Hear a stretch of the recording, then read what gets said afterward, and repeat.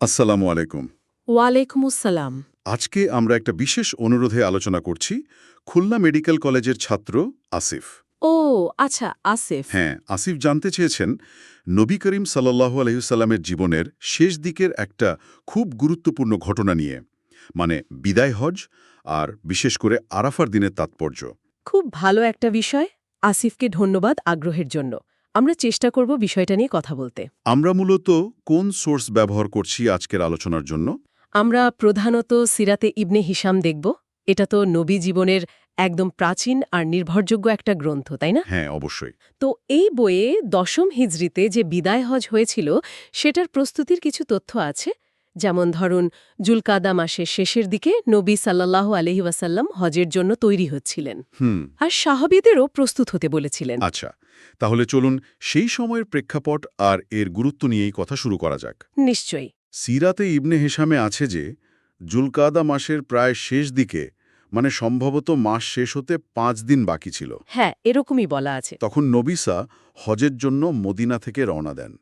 এই হজটা ইসলামের ইতিহাসে এত গুরুত্বপূর্ণ কেন, একটু যদি বুঝিয়ে বলেন। দেখুন, এর মূল কারণ হলো এটাই ছিল রাসূলুল্লাহ সাল্লাল্লাহু আলাইহি ওয়াসাল্লামের জীবনের শেষ হজ। একদম শেষবার। শেষ হজ। আচ্ছা। হ্যাঁ, আর এই হজেই আরাফাতের ময়দানে তিনি ওই বিখ্যাত ভাষণটা দিয়েছিলেন, যেটাকে আমরা ইসলামের মূল শিক্ষা, মূলনীতির একটা চূড়ান্ত সারসংক্ষেপ বলতে পারি। সেই বিখ্যাত ভাষণ। ঠিক। যদিও একটা বিষয় হলো, সিরাতে ইবনে হিশামে কিন্তু ভাষণের পুরো টেক্সটটা সেভাবে নেই। ও আচ্ছা, পুরোটা নেই। না, মানে বিস্তারিত বিবরণটা নেই, কিন্তু ঘটনার চারপাশের অবস্থা, ধরুন বিশাল জনসমাবেশ, পারিপার্শ্বিকতা, এগুলো দেখলেই বোঝা যায় এর গুরুত্ব কতটা অপরিসীম ছিল। তার মানে ইবনে হিশাম মূলত ঘটনার দ্বারার ওপর জোর দিয়েছেন, ভাষণের প্রতিটি শব্দের চেয়ে। হ্যাঁ হ্যাঁ, অনেকটা তাই। ঘটনা প্রবাহ আর প্রেক্ষাপটটা তুলে ধরেছেন। বেশ ইন্টারেস্টিং। আচ্ছা, বইটাতে আরও দেখলাম যে হজ থেকে ফেরার অল্প কিছুদিন পরই নবী করিম সাল্লাল্লাহু আলাইহি সাল্লাম অসুস্থ হয়ে পড়েন। হ্যাঁ, ঠিক। সফর মাসের শেষ দিকে অথবা রবিউল আউয়ালের শুরুতে তিনি নাকি গভীর রাতে মদিনার কবরস্থান বাকিউল গারকাদে গিয়েছিলেন। হ্যাঁ, গিয়েছিলেন। সেখানে যারা সমাহিত আছেন তাদের জন্য আল্লাহর কাছে ক্ষমা প্রার্থনা করেন, মানে ইস্তেগফার করেন। আর এর পরদিন থেকেই তার অসুস্থতা শুরু হয়, এরকমই তো? হ্যাঁ, বর্ণনায় সেরকমই পাওয়া যায়। এই অসুস্থতার শুরু, এটা কি বিদায় হজ্জের তাৎপর্যকে আরও বাড়িয়ে দেয়? মানে একটা বিদায়ের সুর চলে আসে যেন? নিঃসন্দেহে। হজ থেকে ফেরা, তারপরে এই অসুস্থতা, রাতের বেলা কবরস্থানে যাওয়া, এই ঘটনাগুলো একসাথে দেখলে মনে হয় যেন একটা বিদায়ী প্রস্তুতির ইঙ্গিত। হুম।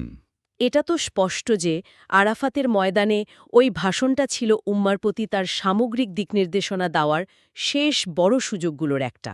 ঠিক। আর দেখুন, পরবর্তীতে তিনি যখন অসুস্থ, তখনও তিনি উহুদ যুদ্ধের শহীদদের জন্য দোয়া করছেন। হ্যাঁ, এটাও উল্লেখ আছে। আর বিশেষ করে মুহাজিরদের বলছেন আনসারদের সাথে ভালো ব্যবহার করতে। মদিনার আনসাররা তো মুহাজিরদের অনেক সাহায্য করেছিলেন। অবশ্যই। তো এই যে পারস্পরিক ঐক্য, সহানুভূতি, মানুষের অধিকারের কথা, এগুলো তো বিদায় ভাষণের মূল সুরের সাথেই মেলে যায়, যদিও ভাষণের সব কথা এখানে নেই। তার মানে ইবনে হিশামের বর্ণনায় আমরা ঘটনাগুলো পরপর সাজিয়ে রাসূল সাল্লাল্লাহু আলাইহি সাল্লামের কাজগুলো দেখে মূল বার্তাটা বুঝতে পারি। ঠিক তাই। শুধু হজ্জের আনুষ্ঠানিকতাই নয়, তার এই ব্যক্তিগত কাজগুলো, যেমন কবরস্থানে যাওয়া বা আনসারদের কথা মনে করিয়ে দেওয়া, এগুলোও কি একরকম চূড়ান্ত শিক্ষা বা তাগিদ? একদম। সিরাতের বইগুলো তো শুধু ঘটনার লিস্ট দেয় না, তাই না? হুম। সেই সময়ের পরিবেশ, ছোট ছোট ঘটনা, এগুলোর মাধ্যমে গভীর অর্থ ফুটে ওঠে। ঠিক। আরাফাতে দিনের তাৎপর্য তো শুধু ভাষণের সীমাবদ্ধ না। ওই বিশাল জনসমুদ্র ভাবুন একবার। আরবের নানা প্রান্ত থেকে আসা লক্ষাধিক মানুষ, ইসলামের বিজয়ের একটা দৃশ্য। হ্যাঁ, সেটার একটা বিশাল ব্যাপার ছিল নিশ্চয়ই। এটা ছিল তার ২৩ বছরের নবুয়তের একটা চূড়ান্ত বহিঃপ্রকাশ। ইবনে হিশামের বর্ণনা আমাদের সেই বড় ছবিটা দেখতে সাহায্য করে। ভাষণটা অবশ্যই কেন্দ্রবিন্দু, কিন্তু পুরো হজ যাত্রা আর তার পরের ঘটনাগুলো মিলেই পূর্ণ অর্থটা তৈরি হয়। তাহলে এটা বলাই যায় যে বিদায় হজ ছিল রাসূলুল্লাহ সাল্লাল্লাহু আলাইহি ওয়াসাল্লামের জীবন আর ইসলামের ইতিহাসে একটা মাইল ফলক। একদিকে ইসলামের পূর্ণতা আর বিজয়, অন্যদিকে তার চলে যাওয়ার একটা স্পষ্ট ইঙ্গিত। একদম। সিরাতে ইবনে হিশাম আমাদের সেই মুহূর্তগুলোর একটা ছবি দেয়, যা আমাদের আসলেই ভাবতে সাহায্য করে। হ্যাঁ, আর এটাই আমাদের আলোচনার মূল জায়গা। সিরাতে ইবনে হিশামের আলোকেই যদি দেখি বিদায় হজ আর আরাফাতের দিনের ওই মুহূর্তগুলো যখন নবী করিম সাল্লাল্লাহু আলাইহি ওয়াসাল্লাম তার উম্মাহকে কিছু চূড়ান্ত বার্তা দিয়েছিলেন বলে আমরা জানি বা ধারণা করি হুম সেই বার্তাগুলোর আসল উদ্দেশ্য কী ছিল আর আজকের দিনে এই সময়ে দাঁড়িয়ে সেই শিক্ষাগুলো ঐক্য ন্যায় বিচার পারস্পরিক শ্রদ্ধা মানুষের অধিকার এগুলো আমাদের ব্যক্তিজীবনে সমাজ জীবনে কতটা প্রাসঙ্গিক সত্যিই ভাবনার বিষয়। এই প্রশ্নগুলো নিয়ে কিন্তু আমাদের সবারই গভীরভাবে চিন্তা করার অবকাশ আছে আসসালামু আলাইকুম। ওয়ালাইকুম আসসালাম।